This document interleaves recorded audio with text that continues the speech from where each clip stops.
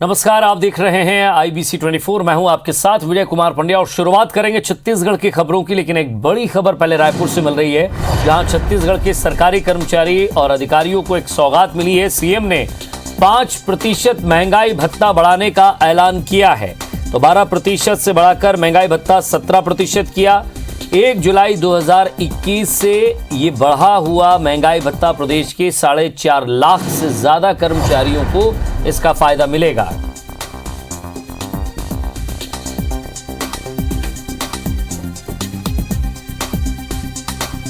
तो कर्मचारी फेडरेशन लगातार लंबे समय से इसकी मांग कर रहा था।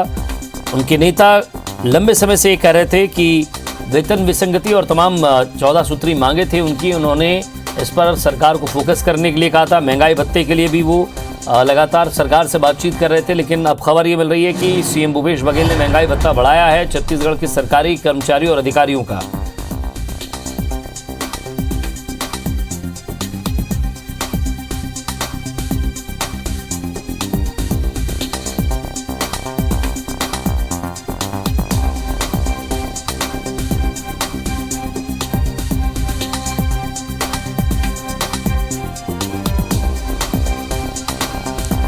बड़ी खबर आपको बता रहे हैं, कर्मचारी संगठन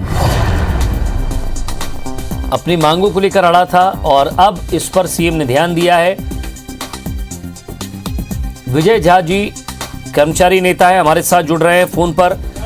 विजय जी, सबसे पहले तो उन कर्मचारियों के लिए जिनकी लंबे समय से आप लड़ाई लड़ रहे थे महंगाई भत्ता को लेकर, 5% जरूर बढ़ाया, और क्या मांगे थी आपकी और इस पूरे मुद्दे पर, क्योंकि जिस तरह से आज ये महंगाई भत्ता बढ़ा है, तो पहली प्रतिक्रिया क्या होगी आपकी?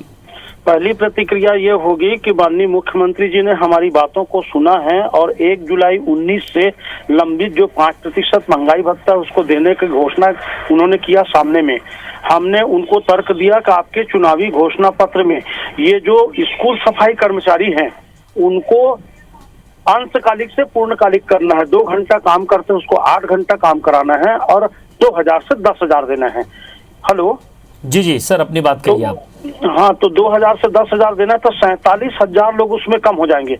वैसे अनियमित कर्मचारियों को आप जो है वो 60%, 70% भुगतान कर ही रहे हैं। केवल 30% बढ़ाने से वो नियमित हो जाएंगे। तो 2 बड़ी घोषणाओं का पालन हो जाएगा। प्रदेश में शिक्षक है, महिला पर्यवेक्षक है, लिपिक है, इनके वेतन विसंगति के लिए और अन्य 14 सूत्री मांगों के लिए हमने बात किया। उन्होंने कहा प्रमुख सचिव स्तर पर एक हम कमेटी बना देते हैं, आपकी मांगों का परीक्षण होगा और हमारी आर्थिक स्थिति ठीक होगी। तो हम अभी 5% दे रहे हैं, 11% अभी हम केंद्र से पीछे रहेंगे। उसको फिर से आर्थिक स्थिति ठीक होने पर दिवाली के बाद विचार करेंगे और लंबित महंगाई भत्ता देंगे। कुल मिलाकर 1 जुलाई 19 के लंबित 5% महंगाई भत्ता को उन्होंने 1 जुलाई 21 से नगद देने की घोषणा की है। अब छत्तीसगढ़ राज्य के कर्मचारियों का 1 जुलाई 21 से 12% से बढ़कर 17% महंगाई भत्ता हो जाएगा। शेष 11 के लिए और अन्य मांगों के लिए चर्चा और संवादहीनता को समाप्त करके बातें करते रहेंगे और मांग पूरा कराते रहेंगे। मैं आपके माध्यम से 3 सितंबर को पूरे प्रदेश में जो आंदोलन के उन कर्मचारियों को धन्यवाद देते हुए माननीय मुख्यमंत्री जी का भी आभार व्यक्त करता हूँ।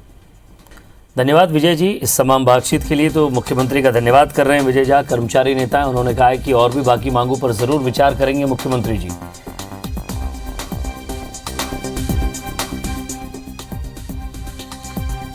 और एक और बड़ी खबर रायपुर से, जहां खाद्य मंत्री अमरजीत भगत ने जानकारी दी है कि केंद्र सरकार इस वर्ष सेंट्रल पूल में उसना चावल जमा नहीं करा रही है। इससे राज्य सरकार के साथ सैकड़ों राइस मिलर्स को भी भारी नुकसान होगा। मंत्री भगत ने बताया कि केंद्र ने छत्तीसगढ़ सरकार को सेंट्रल पूल में पिछले साल 16 लाख मीट्रिक टन उसना चावल जमा करने की अनुमति दी थी। इस मुद्दे पर खाद्य मंत्री अमरजीत भगत से खास बातचीत की हमारे संवाददाता सौरभ सिंह बरियार ने।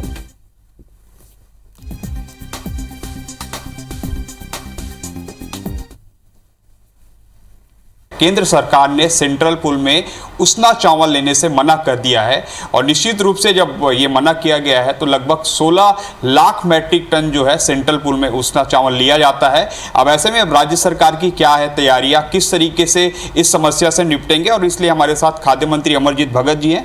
भगत जी, इस समस्या से कैसे निपटेंगे आप लोग? देखिए, तो भारत सरकार का नीति है कि वो उसना और अरवा दोनों ले, और हमेशा से ये लेते आ रहा है।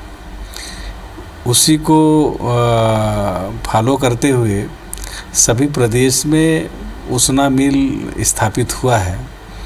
राज्य सरकार को तो दिक्कत बाद में होगा, सबसे पहले जो मिलर्स हैं, जो उसना मिल करोड़ों रुपए खर्चा करके स्थापना किए हैं, बैंक से लोन लिए हैं, उनकी कमर टूट जाएगी।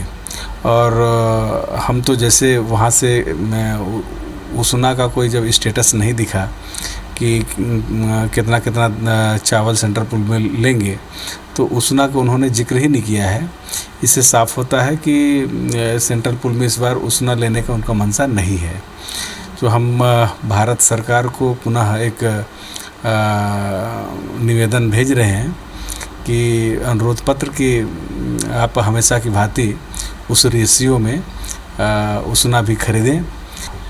क्या लगता है कि केंद्र सरकार ने इस तरीके का निर्णय क्यों लिया होगा, और दूसरी चीज़ कि इस फैसले से कितने मिलर जो है वो प्रभावित होंगे? इस निर्णय के पीछे उनका क्या मंशा मेरे समझ में नहीं आया, लेकिन ये जो है बिना सोचे समझे, बिना लोगों का ख्याल रखे, लोगों से अभिमत लिए इस प्रकार का निर्णय एक तरफ से थोपना ये कदापि उचित नहीं है। और व्यवसाय जगत में भी इससे कितने मिल बंद होने जाएंगे या प्रभावित होंगे? इसमें तो सैकड़ों की संख्या में मिल बंद होंगे, और जो लोन बैंकों से लिए हैं उनके लिए खासी दिक्कत होगी। जी, एक लास्ट सवाल था कि इससे पहले भी देखा गया कि छत्तीसगढ़ की सरकार ने धान के दाम जो 2500 रुपये आप लोग खरीद रहे थे, उसके लिए आपने अनुमति मांगी, नहीं दी अनुमति, आपने राजीव गांधी किसान न्याय योजना के तहत बाकी की राशि दी है।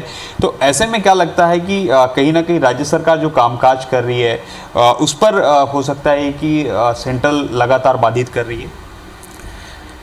भारत सरकार का अभी तक का जो रवैया रहा है, जिस प्रकार से पहले इन्होंने कहा था माननीय प्रधानमंत्री जी ने कि हम किसानों का आय दूना करेंगे, परंतु सरकार में आने के बाद ऐसा कोई काम नहीं किया कि जिससे किसानों का आय दूना हो।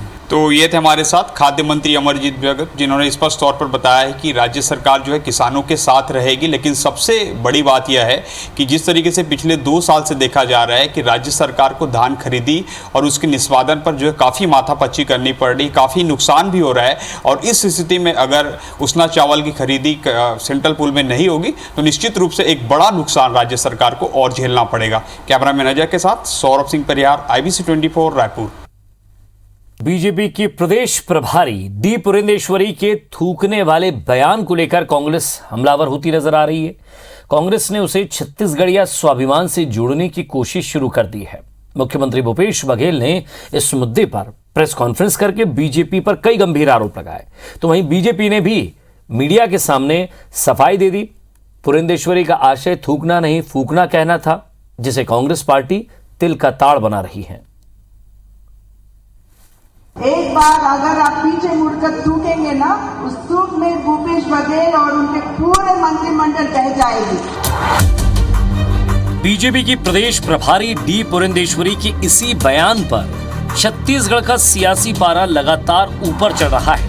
बीजेपी के चिंतन शिविर में दिए इस बयान के करीब 48 घंटे बाद मुख्यमंत्री भूपेश बघेल ने 9 मंत्रियों के साथ प्रेस कॉन्फ्रेंस की और प्रदेश प्रभारी समेत पूरी बीजेपी पर जमकर बरसे। मुख्यमंत्री भूपेश बघेल ने बीजेपी को किसान विरोधी, छत्तीसगढ़िया विरोधी, छत्तीसगढ़िया संस्कृति विरोधी और छत्तीसगढ़ में नफरत के जहर उगाने वाली पार्टी भी कह दिया है। चिंतन शिविर का आयोजन किया और वहाँ चिंता बस्तर की नहीं थी, उनके मुद्दे थे धर्मांतरण, उनके मुद्दे थे छत्तीसगढ़ की सरकार, उनकी चिंता थी ओबीसी वर्ग को कैसे साधना। भारतीय जनता पार्टी और उसके प्रभारी के मन में जो नफरत है, जो घृणा है, वो प्रदर्शित होता है कि ये किसान, ये थूकने से किसान बह जाएंगे, एक छत्तीसगढ़िया किसान बह जाएगा। ये छत्तीसगढ़ का अपमान है, ये किसानों का अपमान है, हम सब का अपमान है। हमारे मन में नफरत नहीं, हमारे मन में हिंसा नहीं, हमारे मन में घृणा नहीं। ये तो प्रेम की धरती है, ये कबीर की धरती है, गुरु घासीदास की धरती है, स्वामी आत्मानंद की धरती है। इस धरती में प्रेम ही बांटा जाता है और ये लोग नफरत की फसल उगा रहे हैं। छत्तीसगढ़िया होना, किसान होना हमारे लिए स्वाभिमान की बात है और इसको इन्होंने ललकारा है, चुनौती दी है। हम नफरत की बात नहीं करते, लेकिन इनसे उम्मीद करते हैं कि ये पूरे समूचे छत्तीसगढ़ियों से, छत्तीसगढ़ के किसानों से माफी मांगे। सत्तारूढ़ कांग्रेस का पुरंदेश्वरी के बयान को छत्तीसगढ़ की अस्मिता और किसान के सम्मान से जुड़ना साफ संकेत है कि 2018 में छत्तीसगढ़िया और किसान की ओर से मिले बम्पर जनाधार को कांग्रेस जरा भी कम नहीं होने देना चाहती। कांग्रेस ने पुरंदेश्वरी के बयान को किसान के सम्मान से जोड़कर पुरंदेश्वरी से माफी की मांग की है। छत्तीसगढ़िया होना हमारा सौभाग्य है और किसान होना उससे भी ज्यादा हमारे लिए गर्व की बात है। भारतीय जनता पार्टी के 3 दिन के चिंतन में किस बात की चिंता की है, ये उल्लेख तो अखबारों में बहुत कम आया। नगर नार बिक रहा है, उसके बारे में एक शब्द नहीं। सत्ता पाने के लिए थूक दो तो सरकार रह जाएगी, थूकने के लिए प्रेरित करना महामारी अधिनियम में दंडनीय अपराध। यदि कलेक्टर स्वयं संज्ञान ले ले या बस्तर से कोई जो कार्यक्रम में उपस्थित था रिपोर्ट लिखा दे तो देने पड़ जाएगा, क्योंकि दंडनीय अपराध है, आप प्रेरित नहीं कर सकते। मुख्यमंत्री भूपेश बघेल और 9 मंत्रियों के आरोपों के बौछार से घिरी बीजेपी ने कुछ ही घंटों बाद पत्रकार वार्ता आयोजित कर डी पुरंदेश्वरी के बयानों पर सफाई दी। बीजेपी नेताओं ने कहा कि कांग्रेस अपनी अंतर्कलह से गुजर रही है, इसलिए पुरंदेश्वरी के एक शब्द को लेकर मुख्यमंत्री समेत 9 मंत्री सामने आए, जो कि छत्तीसगढ़ के इतिहास में पहली बार हुआ है। पुरंदेश्वरी के बचाव में प्रदेश अध्यक्ष विष्णुदेव साय ने कहा कि उनका आशय थूकना नहीं, फूंकना था। पुरंदेश्वरी दक्षिण राज्य की हैं, इसलिए उच्चारण में कई बार ऐसी बातें हो जाती हैं, जिसे कांग्रेस नेता तिल का ताड़ बना रहे हैं। सांसद सुनील सोनी ने भी कांग्रेस पर जवाबी हमला किया। का आशय नहीं था वो, जिस तरह से चिंतन बैठक संपन्न हुआ और जिस तरह से कार्यकर्ता सम्मेलन में जो कार्यकर्ताओं में उत्साह था, जो संख्या थी, उसको देखकर उनका उत्साह बढ़ाने के लिए उन्होंने ऐसा कहा। उनका आशय था कि फूंकने वाला था, फूंक मार जी, हाँ फूकने। हाँ। मंत्रिमंडल जो लगातार छत्तीसगढ़ के अंदर में एक भ्रम फैला रहे हैं,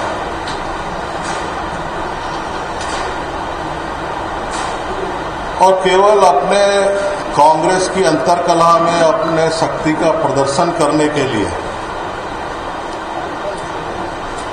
विरोधाभास लगातार बयान दे रहे हैं। ऐसे शब्द हमारे पार्टी के नेतागण नहीं निकालते। कोई ऐसा संदर्भ आया होगा जिसमें वो कही होंगी, कांग्रेस के ही कुछ लोग ऐसा शब्द निकाले होंगे, उसके प्रतीकात्मक रूप से वो कुछ बातें कही होगी, ये मैं मानता हूँ। अक्सर थू थू की बात आम जनता करती है, लेकिन पहली बार देश की 2 बड़ी पार्टी बीजेपी और कांग्रेस के बीच ही थू थू पर बयानबाजी हो रही है। इससे पहले भी कांग्रेस और बीजेपी के नेताओं ने एक दूसरे पर कई बार अपशब्दों का प्रयोग किया है, जिसकी चर्चा केवल कुछ दिनों तक ही रही। ऐसे में अब देखना होगा कि डी पुरंदेश्वरी के इस बयान को आम जनता और किसानों के बीच 2023 तक कैसे जीवित रखकर अपनी जीत सुनिश्चित कर पाती है छत्तीसगढ़ कांग्रेस। सौरभ सिंह परिहार, IBC 24, रायपुर। और इसी के साथ फिलहाल इस बुलेटिन में इतना ही। नमस्कार।